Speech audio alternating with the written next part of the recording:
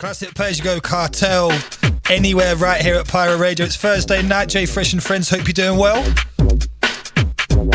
Normally the show is all about new music, but we had to throw in a classic now and again just to keep it real, man. Just to keep it real. It's time for another guest on tonight's show. A guy I've been trying to get in the radio studio for quite a while. It's a little bit of an exclusive. You heard his chuckle there. It's a little bit of an exclusive. He doesn't do radio interviews at all. But I'm gassed to have him here. Troy, a.k.a. a.k.a. DJ Sharky. Welcome, bro. How's it going, Jay? It's good to have you here, man. How you feeling? Yeah, I'm feeling fine, thanks. I mean, I said I promise you I'd look after you here in the radio studio. I'm not going to put you on the spot or anything like that. We're going to nice it up. Yeah. Keep it nice. Yeah, please. But for those of you who don't know, Troy and his colleague, Daz Director, have been doing my music videos as a producer for, well, over 2 years now. Yep. That's how we met. Yeah. And we're still friends. Yeah. Despite the friction, the creative difference. Nah, no friction. No, we're all good, man. We're all good. Now, the purpose of this show is all about hip-hop, grime, new music, new artists, fresh material, all that good stuff. But it's important to take like a wider view of things as well, because it's a culture, it's a style, it's life that we all love. And someone like yourself has been a key part of that. Yeah. And that's why you're here on the show, man. But let's start back at the beginning. It was the life of a DJ. Life of a DJ. Being a DJ, and that's what you first started doing, playing, what, UK Garage? Nah, I think life of a DJ, it would start with, say, Jungle. Drum and bass. You're the Jungle guy on a legendary station here in London. Yep. It for many years. Many years, I think. I tell you the truth, I couldn't even tell you how many years. They say like more than 20 years, say maybe like 20... That's mad. 24 years. No, not even. No, say that again. 20 years. 20 years. It's about 20 years of actually doing service. So I don't think I ever went on any other radio station either. Like, never played on any other station.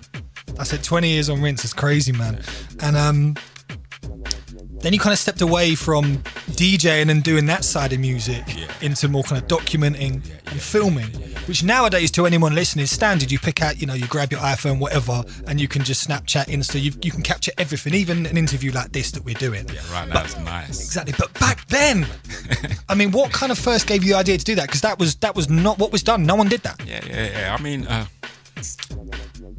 what actually gave me the idea is I came out of prison. I spent a little bit of time in prison.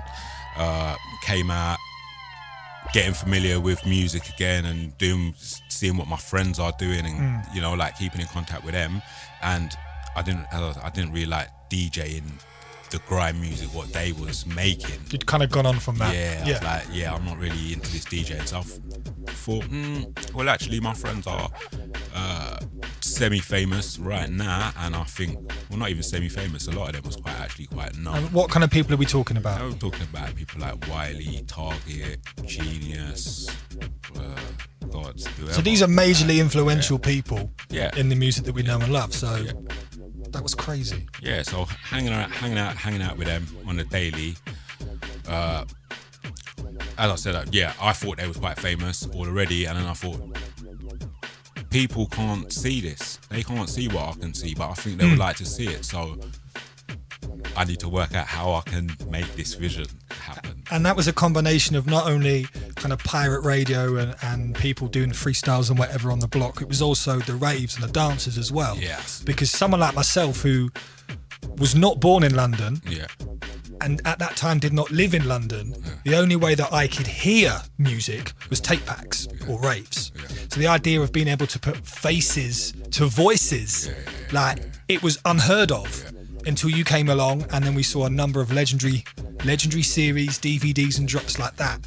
I mean, that must have been did you know at the time you were kind of capturing and documenting like the kind of origins of what would become just everything to so many people in this country? A bit of both. I think I always knew like whatever music I'm gonna do going forward or whatever I would be involved in would be a part of like history in England or London or wherever it would be, but not so much of a foresight to see it all the way through. You know what I'm saying? But yeah. See, I mean, some of the names that we're all familiar with, I've just got them written down in front of me. Practice Hours, Escape Dance, obviously Aim High, Run the Road, things like this. At that time, there were a couple of other people who started kind of documenting and capturing things as well.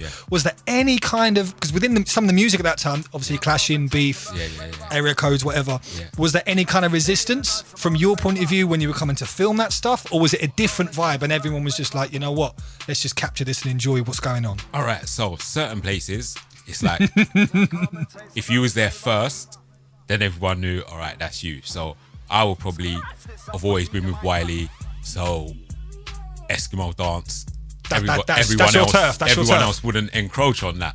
So if it was like going to Jammer's house or whatever, then I might have to think, oh, what about Ray? What about Capo?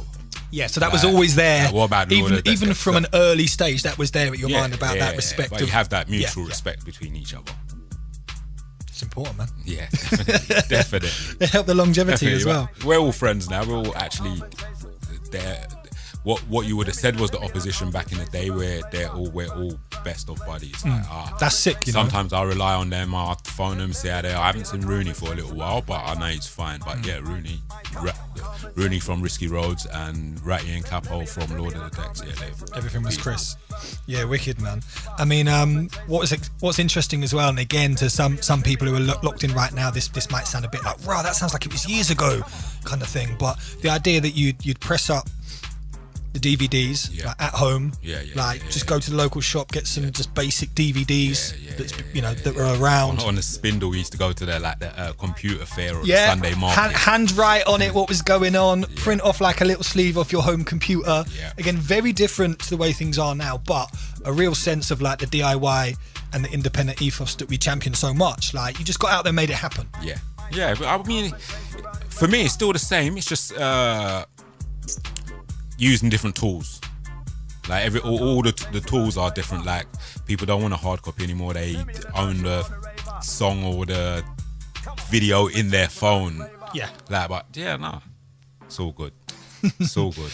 And then as we kind of as you kind of you've moved forward and you've experienced and seen a lot, it's probably a question that I can tell already. It's a question that you might be asked quite a bit. But is there anyone in particular, in any capacity, that you were gassed the first time you were kind of filming them, or you met them, or as one particular person, or like a crew or collective, you were like, the first time I met those guys, I was a bit like, I've been listening to you since then.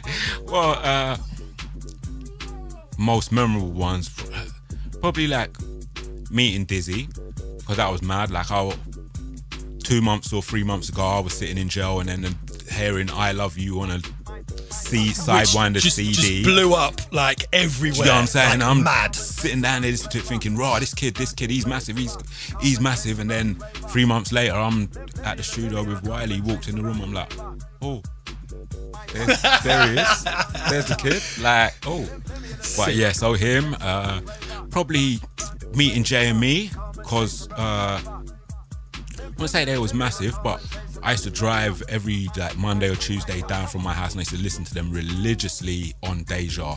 Religiously, I was thinking, these are sick. Like, you just had that connection, you were vibing. I was thinking, these are sick. Every day I'm listening. Whatever the day the show came on, I was listening and banging it out, thinking, these guys are phenomenal.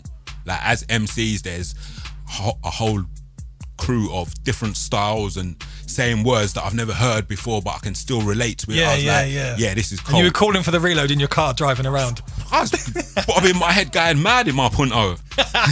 Yes, the days of the Fiat Punto. Yes, back in those days. So yeah, meeting JME, that was like, quite gassed. Like, it's that kid he made calm down. Like, that's sick.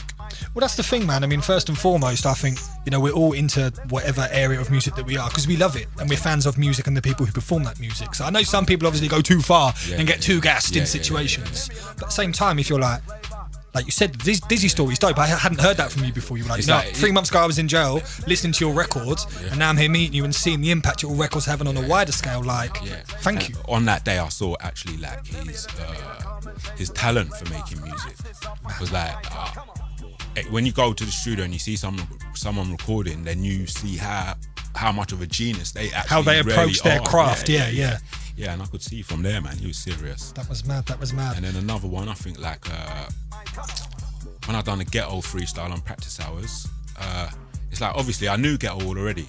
And I knew what he was about. I knew his style. I used to think, shouting. And then someone gave me a CD. I listened to that CD and I was like, yeah, he is good to go. So when I actually went to go and do the freestyle, I was gassed off of the CD thinking, hey, what is he going to do today? What's Sket's going to do today?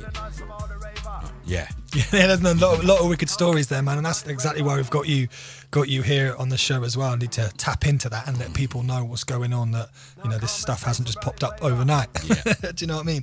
Now, every so often I'm digging through my hard drive at home and I'll find like an old club clip or an old interview of someone that I did that I forgot about, whatever. So for you, is there like the vaults? Is there like the mythical hard drive that's in the fireproof, bomb-proof safe no one can get to, that has like footage that you're not going to tell anybody about until you die, and then it goes online and everyone goes, oh my God, you got that? I tell you the truth, there must be something. There's got to be some stuff hidden away, bro. There must be. There's a few bits that obviously I chose probably through ethical reasons not to include it at the time. Iconic moments. There was some iconic moments that I didn't put up, like of which, like the Dizzee Titch was probably the best known one that did go out, and obviously is like legendary now. And then I kept that's why, because Slimzy had a Asbo at the time. I didn't put up the footage of him going up in the tower block showing me London, so that got released like not too long ago. Yeah, relatively recent. I remember seeing that. Or something. So yeah, there's probably a few more moments like that in the vault. Sick. And based on that, I did watch that clip, and I could hear from you were very much the voice behind the camera. Yeah. I could hear as Slim was getting closer to the edge, hanging off this bit, and I'm there going, oh my God, and I can hear your voice going like, do you want to come in a little bit? Like, so for you, there would have been situations that would have been a little bit peak. A little bit sketchy. A little bit hanging off tower blocks and whatnot. As I said before, life's always been a bit sketchy. Yeah, tower blocks and all sorts. I mean, not anything too dangerous. I've never nearly died or been This is your opportunity. You could have come up with a mad gas story here, and I would have been like, wow, like you were hanging off a tower block and there were like starving dogs beneath you and the building was on fire and the helicopter was swarming, and you could have got me there, bro. In regards to radio and music, I've always been pretty lucky. Even times when maybe I can remember a time where it was Christmas Eve or even Christmas Day, and I'd stole my sister's car and borrowed stole my sister's car, linked up with Genius, and we had to go to the roof to do something, and we must have been there for like 3 hours, and my car was parked downstairs, and we came downstairs, we put the radio on, we come down, and everything was fine. Calm. What are you worried about? Calm. Like, yeah, that was it. And then for you musically as well, you mentioned earlier on that when you kind of came out and grime was really popping, you were loving it, but you couldn't really connect to it as a DJ. Yeah. But I've seen recently, relatively recently, started to appear DJing again, little bits. What, Circle, Tipper, and a few other little bits. And Yellow, and I mean, like when it comes to that kind of stuff, it's like. That's why they put a little funky beat on, because that's the wave now, isn't it? Yeah. You have to actually dedicate. For DJing, for me, it's like you have to dedicate a lot of time.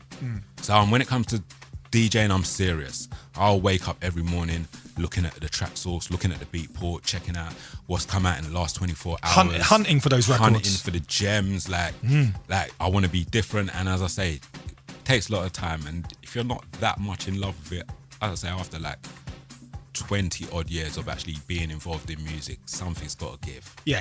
Something's got so I guess it's something that you kind of dip into now and again, if it's your Brethren's rave or whatever, for a bit of fun rather than definitely. Now I'll give it a go. And of course nowadays you're doing so much video and visual wise. Again, we mentioned all the videos done for me. You've done videos for yourself and Daz, loads of people across the board, and not just grime as well. Well, not just grime and hip hop. Not just grime. So anyone wants a video, look out for us, Gorp. That's the name. And what's the best way for people to get hold of you guys online? Instagram, Daz the Director, and Trey A+. Exactly. Now, thanks a lot for coming in, bro. It's been eye-opening. I said we've known each other for years, but some of these stories you just held out on me. So this is why I still think you've got stories and footage in the vault. One day when we get time, we'll work it out, man.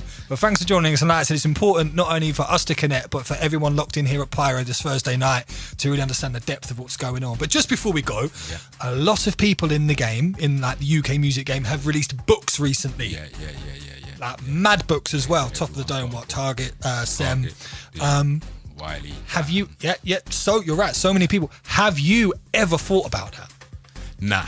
Wow, that's a quick response. Why not? Yeah, because I do film, innit? So why would I do a book? So you would potentially do a film. Exactly. Now you answered that so quickly. That means I know something's in the works. Well, no, nothing's in the works. But with me, it's like a thought's in the works, isn't it? Like I'll sit at home for a whole year thinking about this thing. Like, how am I going to do it? And then I don't really talk to people about it or let someone know what I'm tough thinking. You really keep it in to yourself till you work out all the parts. And then I'll go for it. So yeah, quiet at the minute. I've got the thoughts. The thoughts can turn into words. Well, I was about to say, if you made a book, if you wrote a book or co-wrote a book, I'd buy it. So if you're going to do a film, then I'm going to stream it. I'm going to have it on my phone, and I'm going to be pestering you now every time we talk about when's this film coming out. Can I be involved in some way? Because I want to be. Somehow, somewhere, yeah, definitely. Wicked. Well, listen, Troy A+ Miller, DJ Thanks for having me. Thank you very much for joining us today on Pyro. It's been a blessing, my brother, and we'll catch up soon. Thank you.